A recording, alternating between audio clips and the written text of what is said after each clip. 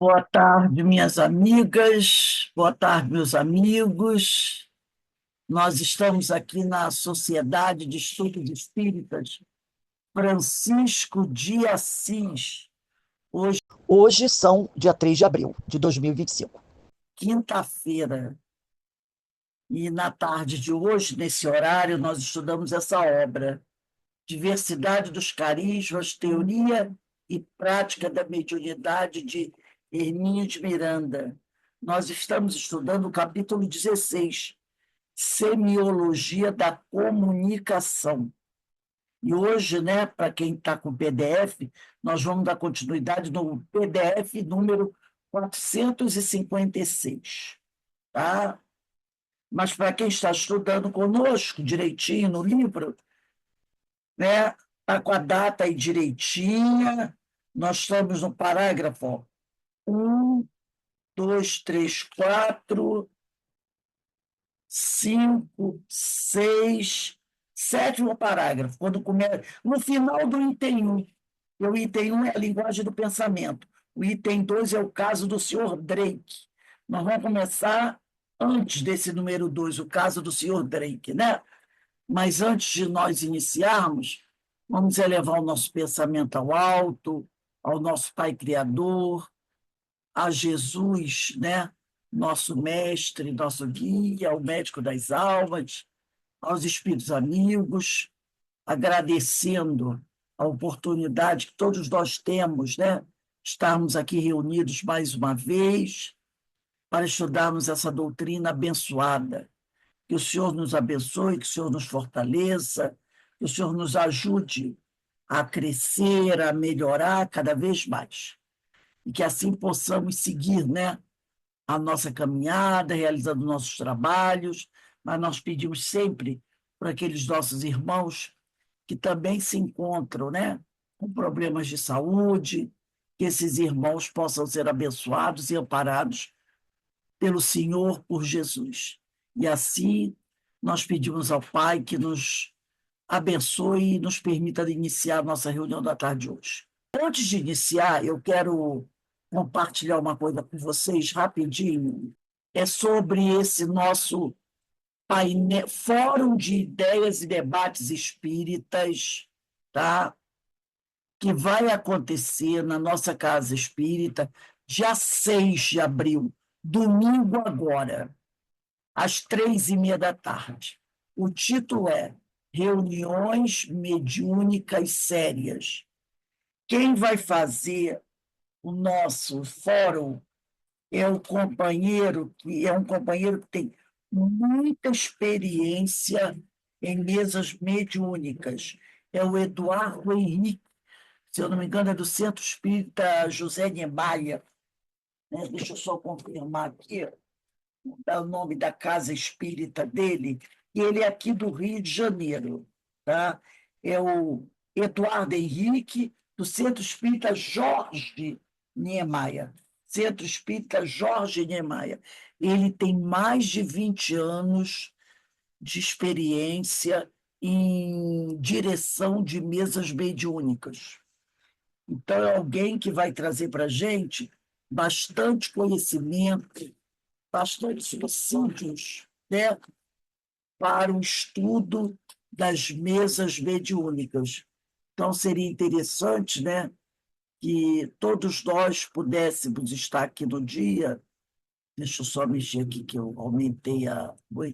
No dia da palestra, né, que ele vai fazer, vai começar às 3h30 da tarde, ele vai abrir para perguntas e respostas, quem quiser fazer perguntas, né, quem estiver trabalhando em mesa mediúnica. Então, eu estou pedindo a vocês para compartilharem.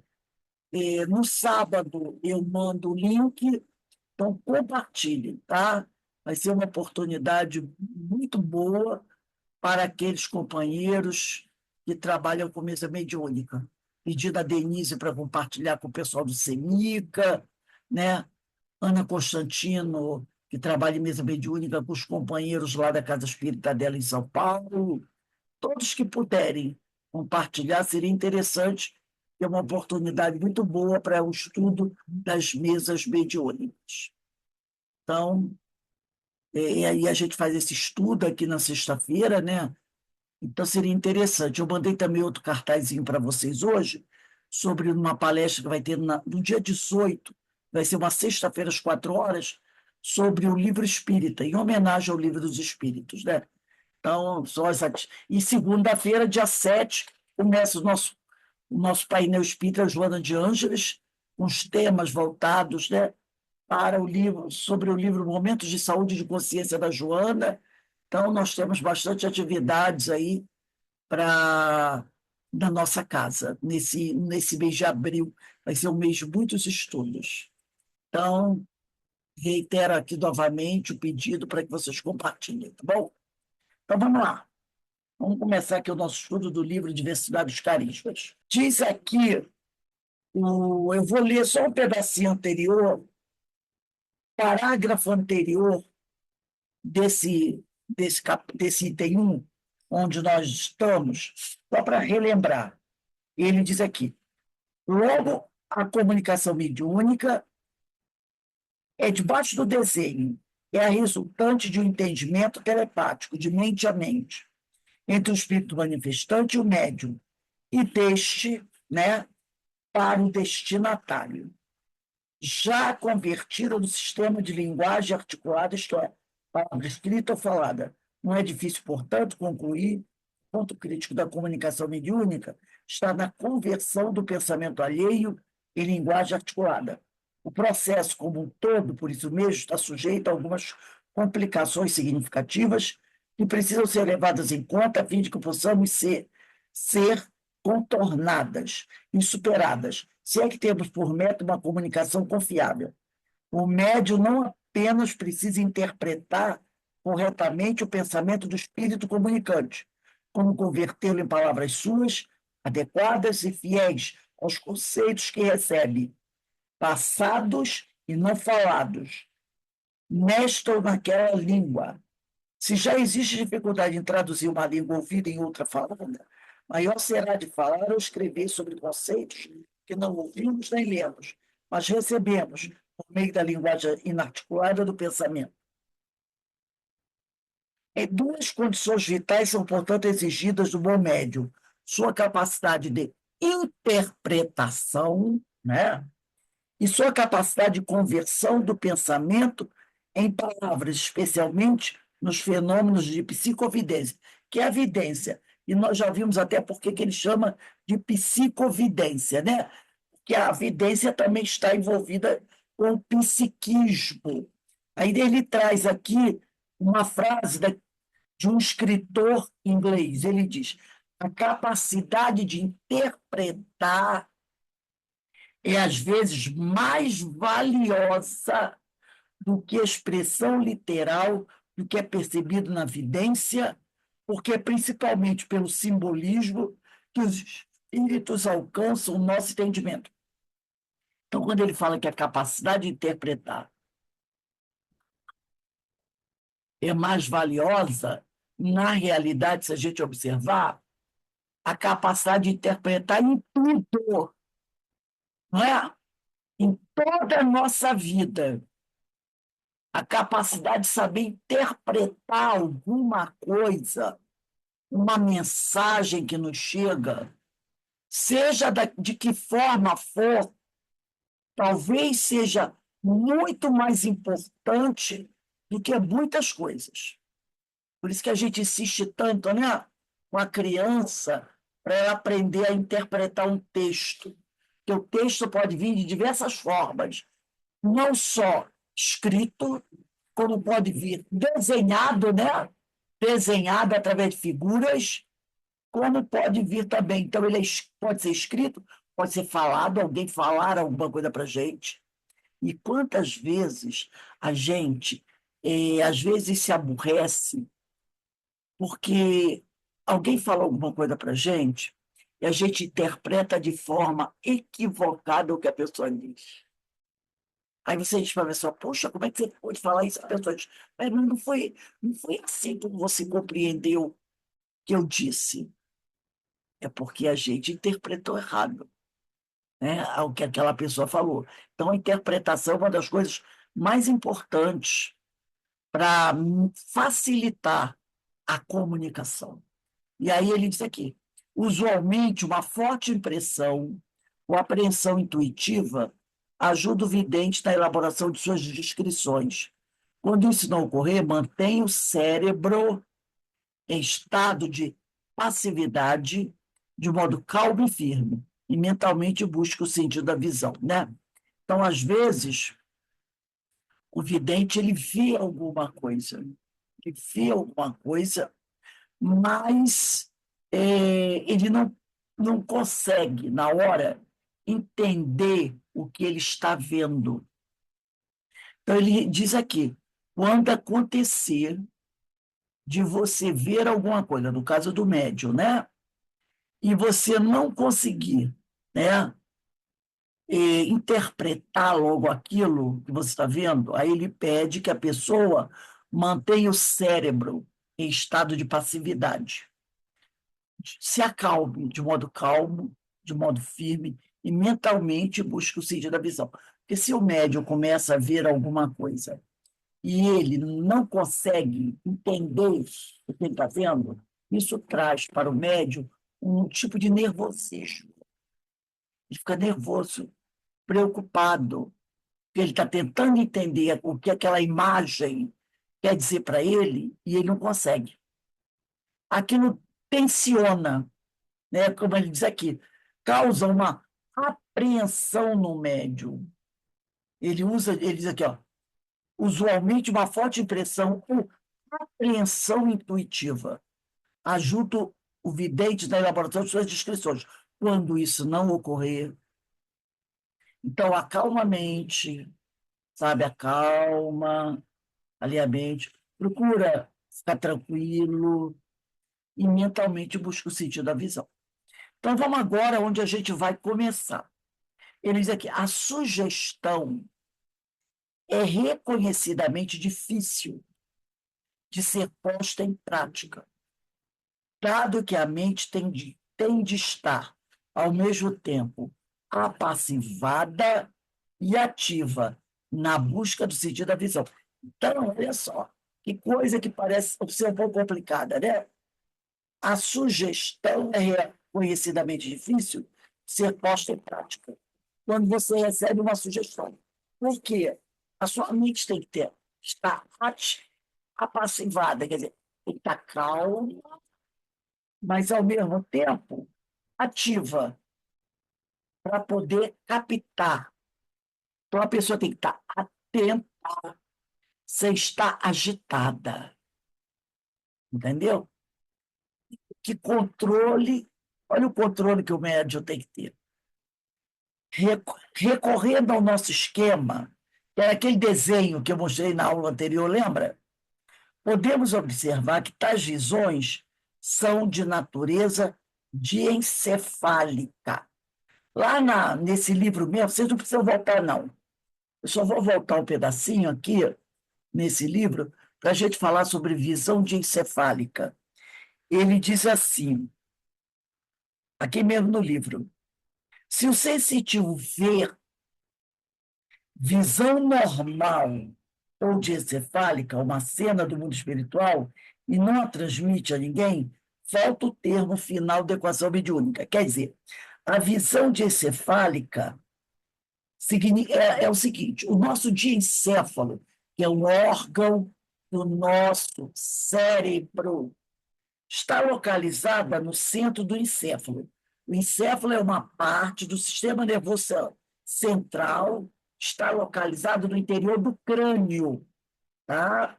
Então, o, o encéfalo é uma parte do sistema nervoso central, está localizado no interior do crânio. Então, esse diencéfalo está localizado no centro do encéfalo. Ele está ligado à visão. O diencéfalo está ligado à visão por meio do nervo óptico, que transmite as informações visuais do olho para o diencéfalo.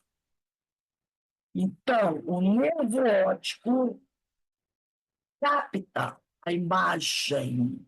Capta a imagem. O nervo óptico está no nosso olho. o nosso olho. Ele capta a imagem e a transmite, transmite as informações visuais para o diencéfalo, que é esse órgão localizado no centro do nosso encéfalo. Tá? Então, o nervo óptico vê e transmite para o diencéfalo. Tá? Agora, voltando aqui onde a gente está estudando, ele diz aqui: podemos observar que tais visões são de natureza diencefálica, ou seja, o espírito comunicante, repare, o espírito comunicante excita pela força do seu pensamento o núcleo cerebral. Aqui, ó, no cérebro. O médio está encarnado. Então, o espírito tem que trabalhar com o nosso cérebro. Então, ele está aqui. O espírito comunicante, o desencarnado, ou melhor, o espírito está desdobrado, que pode ser até um encarnado, mas aqui vamos pensar no morto, tá? Excita pela força do seu pensamento o núcleo cerebral que controla a visão e um sistema ocular propriamente dito. Ele vai direto do nosso diencéfalo, que é o nervo óptico que capta as imagens, manda, como nós lemos aqui anteriormente, ele manda, né? O nervo óptico transmite as informações visuais do olho para o diencéfalo. O espírito excita o núcleo cerebral. O nosso diencéfalo, né, que está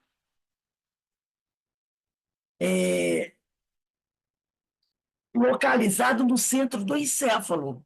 E o encéfalo está no interior do crânio, certo? O diencéfalo está dentro do encéfalo. Ele não vai excitar o nervo óptico. Ele vai excitar a parte cerebral. O diencéfalo está dentro do encéfalo. Percebeu? Aí lembra quando Kardec ele fala, né, ele diz, né, deixa eu só. Ah, quando ele diz para a gente das células nervosas, que ele fala das células nervosas, que o espírito age nas nossas células nervosas. Tem uma. É que eu não estou achando aqui, é uma questão do livro dos médiuns, onde ele fala que o espírito ele vai agir nas células nervosas. Ah, deixa eu só achar que eu já me lembrei. É que eu tenho dois livros, Diversidade dos Carismas, né? Que aí a gente vai amarrando as coisas, a gente vai compreendendo melhor como é que as coisas funcionam. Deixa eu ver só se eu acho aqui.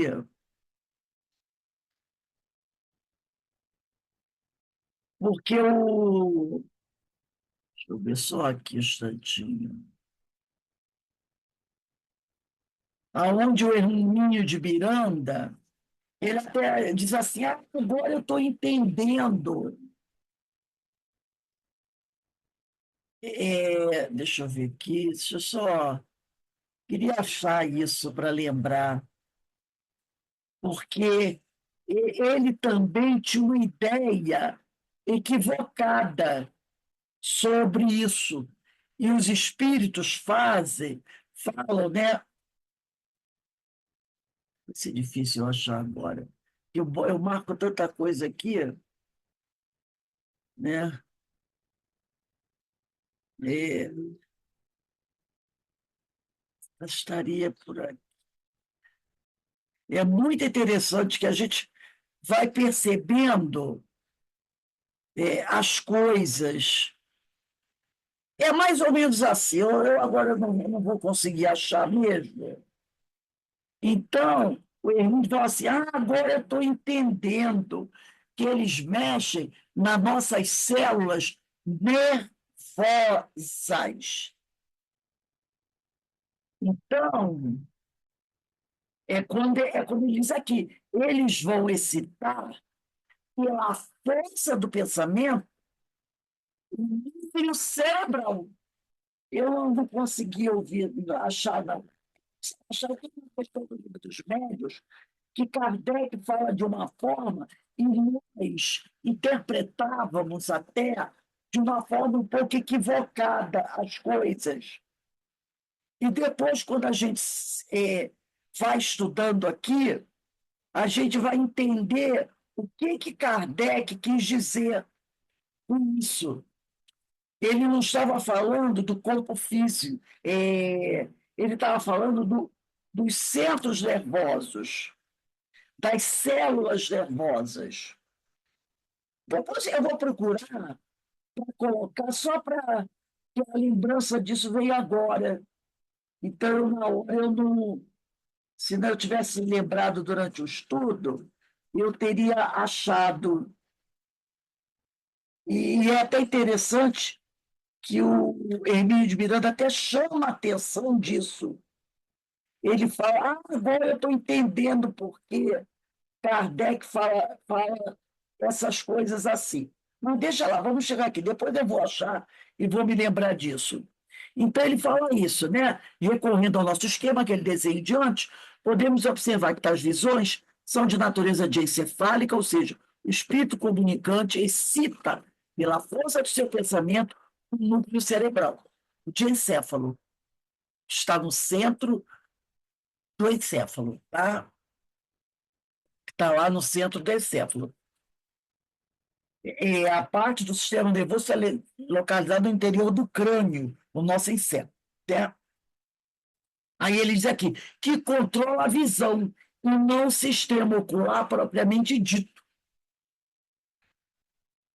Podemos corroborar esta hipótese com um exemplo citado por Buntington, o da média inglesa Howard Vincent, que deixava seus amigos perplexos ao declarar que, a despeito de descrever os espíritos, ela não os via.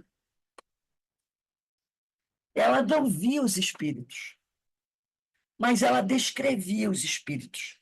Ora, como é que ela podia, né, descrever os espíritos se ela não via os espíritos? Aí ele vai dizer que, ou seja, ela não os contemplava como seres objetivos diante de seus olhos físicos. Ela não via com o olho, mas os tinha tão nítidos na mente que era capaz de descrevê-los com minúcias que positivamente os identificavam. Aí você vai dizer assim, então agora eu entendo por que uma pessoa cega pode ver os espíritos e descrever os espíritos. Eu tinha um amigo, já desencarnou, Newton Guap. Ele falava do mundo espiritual, citava como era o mundo espiritual e falava dos espíritos. E ele era cego por causa da rancenice. Entendeu? O que estava danificado? O nervo óptico. O nervo óptico. O diencéfalo, não. Entendeu? A parte do cérebro ligada à visão, não. Era o nervo óptico. Tanto que o olho dele, o globo ocular era todo branco. Aí a gente vai entender. A gente vai entender como a coisa acontece. Entendeu? Porque ele excita, ele, o espírito comunicante, pela força do pensamento dele, o núcleo cerebral que controla a visão, e não o sistema ocular, propriamente dito. Percebeu como é interessante isso? Aí a gente vai compreender por que que uma pessoa tem o que tem um dano no globo ocular, pode ver espíritos. Né? Olha só que coisa, né? Que coisa importante. Depois eu vou achar essa parte quando Kardec fala, né, das nossas células nervosas. A coisa está quase vindo na minha cabeça. Quase vindo, daqui a pouco ela vem. Então ele diz aqui, né?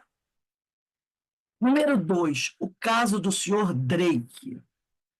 Ele diz assim: a propósito da dificuldade de interpretação, Banditon tem a relatar um episódio ilustrativo e até um tanto divertido.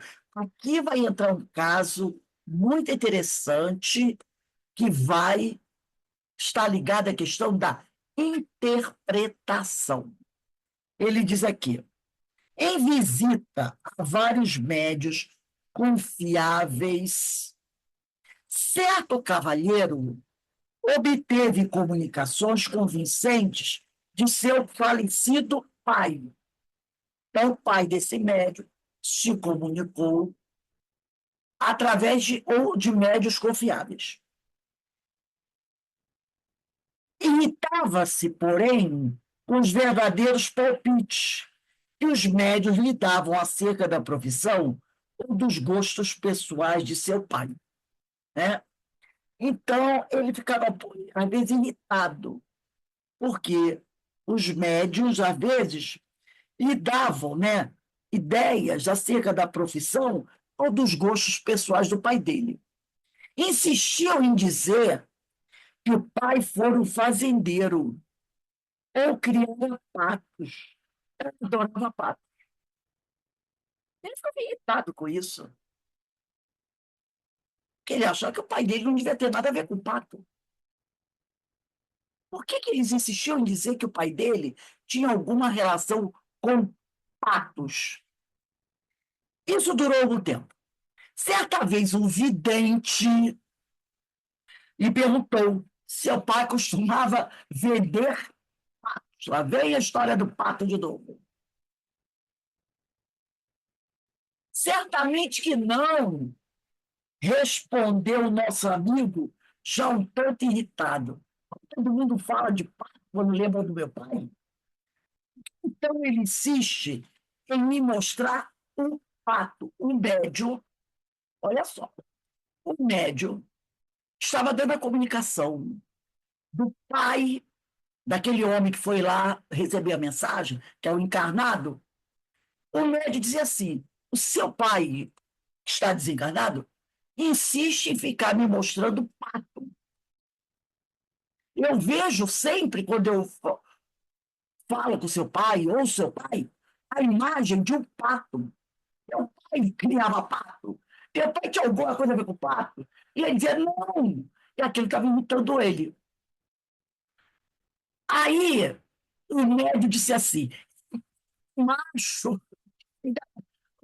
ainda é macho. O pato que eu vejo toda vez que eu ouço falar do seu pai. Como você chama? O médico perguntou. É um pato macho. Seu pai está rindo e diz que você tinha de saber do que se trata. Então, o pai dele está mandando uma imagem. Lembra que nós falamos que o espírito não usa palavras faladas como nós? É a linguagem do pensamento. E que a gente tem que saber interpretar. Então, o pai dele mandava a imagem de um pato. Pato macho. Para o médium. E o médium não estava sabendo interpretar. Que pato é esse? E falou para o filho dele: você tem que saber o que é isso. Foi então que se estabeleceu o mistério de tanto pato nas vidências. Os palmípedes, quer dizer, tem duas patas, né? Os palmípedes, quer dizer, os animais com duas patas, os patos, se chamar de palmípedes. Os palmípedes machos chamam-se, em inglês, Drake. Se o meu inglês estiver certo, é Drake. E o espírito somente queria dizer que o nome dele era esse. Drake. O item 2, o caso do senhor Drake. Entendeu? E o espírito somente queria dizer que o nome dele era esse. Ou seja, que ele era o velho senhor Drake. Então ele jogava por médio a imagem de um pato macho. Porque o pato macho em inglês, aqui é na Inglaterra, não é o inglês americano, não, tá? É o inglês britânico. Drake significa pato macho. Então ele mandou a imagem de um pato macho, o médium não soube interpretar, mas ele falou: o seu filho, ele está dizendo que você, que é filho dele, devia saber.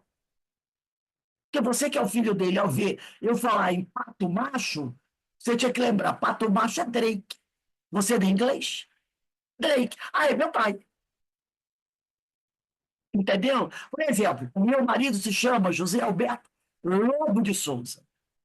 Por algumas pessoas, ele é até conhecido de Lobo. Entendeu? Lobo. Opa. Então, ele vai dizer aqui. Eu achei isso muito interessante, né? Vou ler novamente o parágrafo anterior. Insistiu em dizer que o pai fora um fazendeiro ou criara patos ou adorava patos. Nós estamos no segundo parágrafo do item 2, o caso do senhor Drake, do capítulo 16, Semiologia da Comunicação. Isso durou algum tempo. Certa vez um vidente lhe perguntou se seu pai costumava vender patos. Certamente que não, respondeu o nosso amigo, já um tanto irritado. Por que então ele insiste em me mostrar o pato? É um pato macho. Como você chama um pato macho? Seu pai está rindo. O próprio pai dele já sabia que isso ia dar confusão. O pai dele estava rindo e disse que você tinha que saber do que se trata. Foi então que se esclareceu o mistério de tanto pato nas vidências. Os palmípedes machos chamam-se, em inglês, Drake. E o espírito somente queria dizer que o nome dele era esse. Né? Era isso que o espírito queria dizer. Que o nome dele era esse. Ou seja, que era o velho senhor Drake. O incidente nos suscita interessantes especulações. Observamos que o médium percebe o espírito a rir. Repare, o médium percebeu que o espírito estava rindo. Porque já imaginou o espírito que essa história de pato baixo ia dar confusão. Então, né, o médium percebe o espírito a rir e a dizer, o espírito diz assim, o espírito do pai, que o filho encarnado ali presente devia saber muito bem o que aquilo significava. Né? Olha só que interessante. O que o filho, o que aquilo significava. Por que razão, então, não dizia logo seu nome? Assim, diga-lhe que sou o senhor Drake, seu pai. Então, o pai, rindo, já falou: olha, você tem que saber o que isso significa. Afinal de contas, né, você sabe, eu sou o Drake, eu sou seu pai. Então, é simples a explicação. O fenômeno era de psicovidência. Ele está chamando a vidência de psicovidência, tá? Lembra que a gente estudou sobre isso? Sobre a questão do termo correto, o termo adequado? O espírito não estava falando ou escrevendo pelo médium, e sim mostrando-se a ele pela vidência diencefálica. Olha só, o espírito do pai desencarnado não estava falando com o médium, escrevendo através da psicografia pelo médium, e sim mostrando-se a ele pela vidência diencefálica. Foi o que ele falou antes, né? Aqui, do parágrafo anterior ao item 2, o espírito comunicante excita pela força do seu pensamento o núcleo cerebral que controla a visão e não o sistema ocular propriamente dito. Era isso que o pai do rapaz estava fazendo. Ele estava excitando o núcleo cerebral que controla a visão, né, do médium, que fica no encéfalo. E é o que ele estava fazendo, né? Ora, então ele estava se mostrando, ele, o desencarnado, ele estava se mostrando para o médium pela vidência diencefálica. Ora, se a única linguagem do desencarnado é o pensamento, ele só poderia transmitir a palavra Drake, mostrando um animal com esse nome.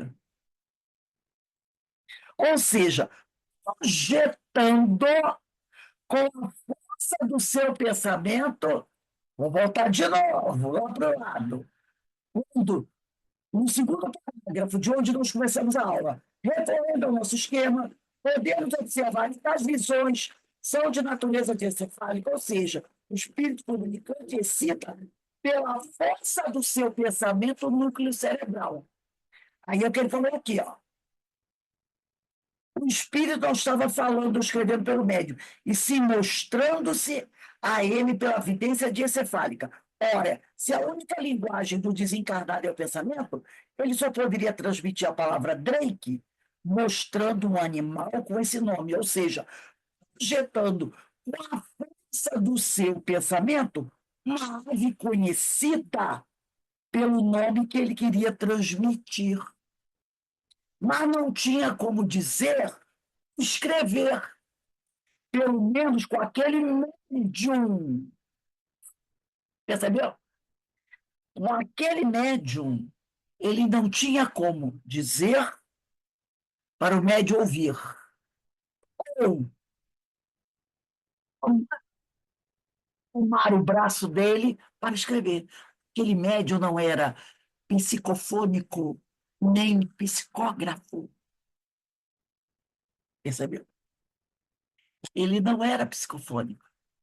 Ele, espírito, não podia, através da psicofonia, tomar, se aproximar e tomar os órgãos vocais e nem usar psicografia, porque por aquele médium ele não podia fazer isso. Ele não podia fazer isso. Lembra que cada médium tem a sua característica? Nós temos o psicofone, temos o psicógrafo, temos o audiente, temos o vidente, psicoaudiente, psicofonia, psicovidência. Então, aquele médium só oferecia para ele isso. Então, ele está aqui. Pelo menos com aquele médium. Ele não tinha como dizer ou escrever, pelo menos com aquele médium. Lembram-se? Aí ele faz uma pergunta: de que os espíritos usam a faculdade mais flexível que o médium lhe oferece? Então, ele observa o médium. A faculdade mais flexível dele. Psicografia. Eu vou tentar fazê-lo escrever, mas não vai sair. Vou tentar falar através dele. Não vou conseguir falar através dele.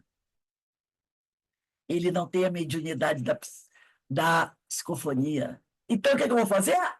Eu vou excitar o diencéfalo dele, para, né, essa área da vidência diencefálica. Aqui é o cérebro dele.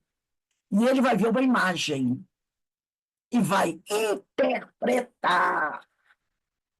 Interpretar. essa imagem. E ele vai dizer com as palavras dele. Não sou eu falando através dele. É o meu de dizendo, ó, estou vendo teu pai, mas ele está me mostrando um pato. Que pato tem a ver com teu pai? O filho devia dizer, e ele deve ter usado. Você está vendo, mostrando um pato aí? Pato, em inglês, é Drake, pato macho. Pai, nem a interpretação aí. Percebeu a coisa interessante? Então, o espírito observa. Qual a faculdade mais flexível que esse médium tem? É essa que eu vou usar. É essa que eu vou usar. No caso desse médium, não era psicofonia, não era psicografia. Pode falar, Denise. Liga o microfone e fala. Então, gente, olha que interessante esse estudo. Olha que interessante esse estudo. É exatamente por isso, né? Que como cada um tem uma mediunidade, ou tem várias, mas o que que você vai usar para poder comunicar? Realmente é uma coisa interessante, é interessante, né? E saber que é direto no cérebro, quer dizer que não tem interferências dessa materialidade nossa, Nossa, não é? Essa comunicação normal que a gente está acostumado. Falar, ouvir, né? Fazer sinais, né? É realmente interessante, muito interessante. interessante. Aí O ele meu, o meu, o meu nome teria uma coisa simples, é só mostrar uma árvore oliveira, sim, Oliveira. das azeitonas, é isso aí. Olha eles aqui. Episódios, no meu caso, mostraria uma rosa, ou o pessoal faz associação rose, rosa, né?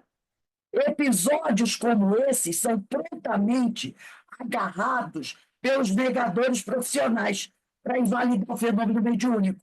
É fácil criticar, mas é também arriscado para quem não tem a mínima ideia do que realmente se passa na dinâmica do processo de comunicação. A verdade é que os espíritos, como vimos há poucos, não se utilizam de palavras, mas do pensamento puro, sem poder articular a palavra Drake. O espírito podia falar Drake, Drake, meu filho, Drake, pato. Lembra seu nome do seu pai? O espírito não fala a palavra Drake. O pai, o desencarnado. Olha só, sem poder articular a palavra Drake, para identificar-se através da evidência, serve-se de uma imagem, exibindo-se com um Drake, pato, macho, expressar o que deseja, ou seja, sua identificação como o senhor Drake. Ele não podia dizer. Mas, Rose, Oi. o nosso pensamento não é também com imagens. Sim, mas a gente precisa da palavra, nós estamos encarnados. Sim, mas você não pensa a palavra assim se formando, né? A gente vê a imagem e passa a palavra, porque a gente tem Você esse tem a processo. estrutura no seu cérebro já pronta. E se a pessoa ficar mostrando imagem para você, você vai se enrolar toda. Porque você precisa da letra, da palavra, da frase. Entendeu? Assim que a Uhum. gente compreende. E o espírito, ele não fala Drake, Drake, ele passa imagens. Você que no seu cérebro vai arrumando aquilo de acordo com a sua estrutura. Gente, olha, eu vou parar a aula aqui, porque tá indo uma tempestade e eu estou vendo que está toda hora piscando. Entendeu? Então a gente encerra a aula aqui para não prejudicar. Quando for 5h15, começa o Primícias do Reino. Eu vou deixar o anfitrião já com a Denise, tá? E semana que vem a gente continua. Que eu achei bastante interessante e é muito, sabe, são coisas que a gente precisa aprender para compreender como é que o fenômeno funciona, tá legal? Então, vamos agradecer a Deus pela oportunidade que Ele nos deu, estarmos aqui estudando, aprendendo e qualificando a nossa mediunidade, tá bom? E vamos lembrar de domingo, tá? Convidem pessoas para assistir o nosso painel espírita sobre doenças mediúnicas sérias, tá? Eu vou encerrar aqui. Que Deus nos abençoe.